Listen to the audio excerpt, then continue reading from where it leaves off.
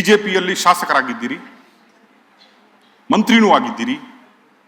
ತದನಂತರ ಎಲ್ಲೋ ಸಿಎಂ ಆಗ್ತೀನಿ ಅನ್ನುವ ಮಟ್ಟಕ್ಕೆ ನಿಮ್ಮ ಹೆಸರು ಕೇಳಿ ಬಂದಿದೆ.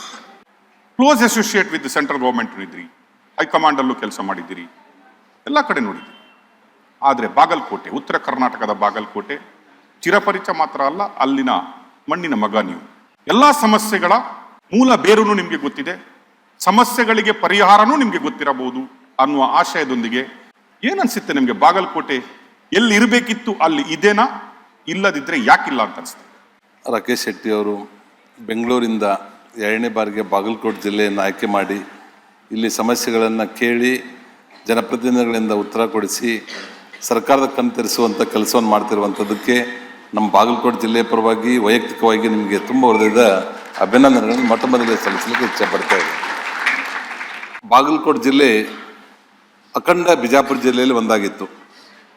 ಇದು ಉತ್ತರ ಕರ್ನಾಟಕದ ಒಂದು ಮುಖ್ಯ ಜಿಲ್ಲೆ ಅಂತ ಹೇಳಿದರೆ ತಪ್ಪಾಗಲಿಕ್ಕಿಲ್ಲ. ಅಖಂಡ ಬಿಜಾಪುರ ಜಿಲ್ಲೆಯಲ್ಲಿ 5 ನದಿಗಳು ಬರ್ತಾ ಇರುವಂಥದ್ದು: ಕೃಷ್ಣ, ಮಲಪ್ರಭಾ, ಘಟಪ್ರಭಾ, ಡೋನಿ ಮತ್ತು ಭೀಮಾ ನದಿ. ನಂತರದ ದಿನಮಾನಗಳಲ್ಲಿ ಬಾಗಲಕೋಟೆ ಜಿಲ್ಲೆ ಡಿವೈಡ್ ಆದಾಗ, ಬಿಜಾಪುರ ಮತ್ತು ಬಾಗಲಕೋಟದಲ್ಲಿ ಬಂದಾಗ ಅತಿ ಹೆಚ್ಚು ನೀರಾವರಿ ಕ್ಷೇತ್ರವನ್ನು ಹೊಂದಿರುವಂಥದ್ದು ಬಿಜಾಪುರ ಜಿಲ್ಲೆ. 25-30 ವರ್ಷದ ಹಿಂದೆ ನಾವೊಂದು ಜಿಲ್ಲೆಯ ಅವಲೋಕನವನ್ನು ಮಾಡಿದಾಗ ಭಾಳಷ್ಟು ಕೈಗಾರಿಕೆಗಳು ಕಡಿಮೆ ಇದ್ದು, ರೈತರು ಇಷ್ಟು ಅತ್ಯಂತ 12 ತಿಂಗಳು ನೀರು ಕೊಡುವಂಥ ಅವಕಾಶ ಈ ಜಿಲ್ಲೆಯಲ್ಲಿ ಇದ್ದರೂ ಸಹಿತ ಕ್ಯಾಶ್ ಕ್ರಾಪನ್ನು ಬೆಳೆದೇನೆ ಕೇವಲ 3 ಮಂತ್ಸ್ ಕ್ರಾಪನ್ನು ಬೆಳೆದು ಅವರ ಆರ್ಥಿಕ ಮಟ್ಟವನ್ನು ಅಭಿವೃದ್ಧಿಪಡಿಸ್ಕೊಳ್ಳಿಕ್ಕೆ ಆಗದೇ ಇರುವಂಥ ಕಾಲ 25-30 ವರ್ಷದಿಂದ ಇತ್ತು. ಯಾಕಂದರೆ ಇಲ್ಲಿ ಆ ಸಂದರ್ಭದಲ್ಲಿ ನಾನು ಇಂಜಿನಿಯರಿಂಗ್ ಮುಗಿಸಿ ಈ ಭಾಗದಲ್ಲಿ ಬಂದಾಗ ಕೇವಲ ಒಂದು ಬಾಗಲಕೋಟೆ ಸಿಮೆಂಟು ಮತ್ತು ಸಣ್ಣ ಪುಟ್ಟ ಆಗ್ತಿರುವಂಥ ಕಾಟವಾ ಸಿಮೆಂಟು, ನಂತರದಲ್ಲಿರುವಂಥ ಗೋದಾವರಿ ಸಕ್ಕರೆ ಕಾರ್ಖಾನೆ, 3 ಕಾರ್ಖಾನೆಗಳಿರುವಂಥದ್ದು ಇಡೀ ಜಿಲ್ಲೆಯಲ್ಲಿ. ಆವಾಗ ನಾನು ಒಂದು ವಿಚಾರ ಮಾಡಿದೆ, ಈ ಭಾಗದಲ್ಲಿ ಸಾಕಷ್ಟು ಫಲವತ್ತಾದ ಜಮೀನಿದೆ, ದುಡಿಯುವ ಕೈಗಳಿದೆ, ವಿದ್ಯಾವಂತರಿದ್ದಾರೆ, ಪದವೀಧರರಿದ್ದಾರೆ. ಇವೆಲ್ಲ ಮೂಲಭೂತ ಸೌಕರ್ಯಗಳನ್ನು ಉಪಯೋಗ ಮಾಡಿಕೊಂಡು ಸ್ಥಳೀಯರಿಗೆ ಉದ್ಯೋಗ ಅವಕಾಶವನ್ನು ಕೊಡಬೇಕು, ಇಲ್ಲಿರುವಂಥ ರೈತರ ಆರ್ಥಿಕ ಮಟ್ಟವನ್ನು ಮೇಲೆ ತರಬೇಕು, ರೈತರ ಕಣ್ಣೀರನ್ನು ಸ್ವಲ್ಪ ಮಟ್ಟಿಗಾದ್ರೂ ಒರೆಸುವಂಥ ಕೆಲಸ ನಾವು ಮಾಡಬೇಕು ಅನ್ನುವಂಥ ಒಂದು ಛಲದಿಂದ ನಾವು ಸರ್ಕಾರಿ ನೌಕರಿಗೆ ಆಸೆ ಪಡಲಾರ್ದೇ, ಅರೆ ಸರ್ಕಾರಿ ನೌಕರಿಗೆ ಹೋಗಲಾರ್ದೇ ಒಂದು ದಿಟ್ಟ ಹೆಜ್ಜೆಯಿಂದ ಒಂದು ಕೈಗಾರಿಕೆ ಸ್ಥಾಪನೆಯನ್ನು ಮಾಡಲಿಕ್ಕೆ ನಾನು ಈ ಜಿಲ್ಲೆಯಲ್ಲಿ ಮುಂದಾದೆ.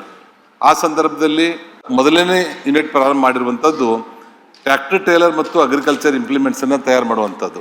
ಇದು ನೇರವಾಗಿ ರೈತರಿಗೆ ಮತ್ತು ಈ ಕಾರ್ಖಾನೆಗೆ ಸಂಬಂಧಪಡ್ತಿರುವಂಥ ಒಂದು ಸಣ್ಣ ಘಟಕ. ಅದಾದ ನಂತರ ರೈತರ ಜೊತೆಗೆ ಹೆಚ್ಚಿನ ಸಂಪರ್ಕ ಬಂತು.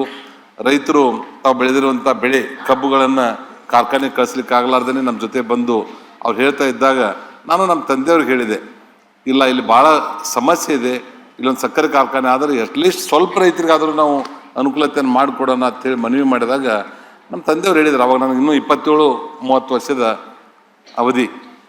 ಆ ಚಿಕ್ಕ ವಯಸ್ಸಿನಲ್ಲಿ ನೀನು ಒಬ್ಬೊಂದು ರೈತ ಕುಟುಂಬದಿಂದ ಬಂದು ಒಂದು ಕಾರ್ಖಾನೆ ಕಟ್ಟುವಂಥ ದೊಡ್ಡ ಮನೆತನ ನಮ್ದಲ್ಲ, ಅದ್ರ ಸಲುವಾಗಿ ಇದನ್ನು ಯೋಚನೆಯನ್ನು ಬಿಡು, ಬೇಕಾದ್ರೆ ಹಾರ್ಟಿಕಲ್ಚರ್ ಕ್ರಾಪ್ ಮಾಡು, ಕೆಲಸಗಳನ್ನ ಇಲ್ಲೇನೇ ಮಾಡ್ಕೊಂಡಿರ್ಬೇಕೆ ಹೊರತು ನಾವು ಕೈಗಾರಿಕೆ ಮಾಡಲಿಕ್ಕೆ ಅವಕಾಶವನ್ನು ಕೊಡಲ್ಲ, ನಿಮ್ಗೆ ಅನುಭವ ಕಡಿಮೆ ಇದೆ ಅಂತ ಹೇಳಿದಾಗ ನಮಗೆ ಇಲ್ಲಿ ಇರುವಂಥ ರೈತರ ಪರಿಸ್ಥಿತಿಯನ್ನು ನೋಡಿ ನಾನು ಮಾಡ್ತೇನೆ ಈ ಒಂದು ಕಬ್ಬಿನ ಕಾರ್ಖಾನೆ ಅನ್ನುವಂಥದ್ದು ವಿಚಾರದಲ್ಲಿ ಇಟ್ಕೊಂಡು ನಾನು ಮನೆ ಬಿಟ್ಟು ಹೊರಗಡೆ ಬಂದೆ.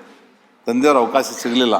ಆ ಸಂದರ್ಭದಲ್ಲಿ ಕೇವಲ 1,000 ಸ್ಕ್ವೇರ್ ಫೀಟದ ಮನೆಯಲ್ಲಿ 15 ವರ್ಷ ನಾನು ಜೀವನ ಕಳೆದಿದ್ದೇನೆ. ಆ ಸಂದರ್ಭದಲ್ಲಿ ಮುದೋಳ್ ಬಿಳಿಗಿ ಜಮಖಂಡಿ ರೈತರು ನನಗೆ ಬೆನ್ನೆಲುಬಾಗಿ ನಿಂತರು, ಅವರೆಲ್ಲ ಸಹಾಯ ಸಹಕಾರ ಮಾಡಿದ ನಂತರ ದೇಶದ ಮೊದಲನೆಯ ಚಿಕ್ಕ ಸಕ್ಕರೆ ಕಾರ್ಖಾನೆ, ಪ್ರತಿದಿನ 500 ಟನ್ ಸಕ್ಕರೆ ಕಾರ್ಖಾನೆಯನ್ನು ನಾನು ಮುದೋಳದಲ್ಲಿ ಪ್ರಾರಂಭ ಮಾಡಿ ಯಶಸ್ವಿಯಾದೆ.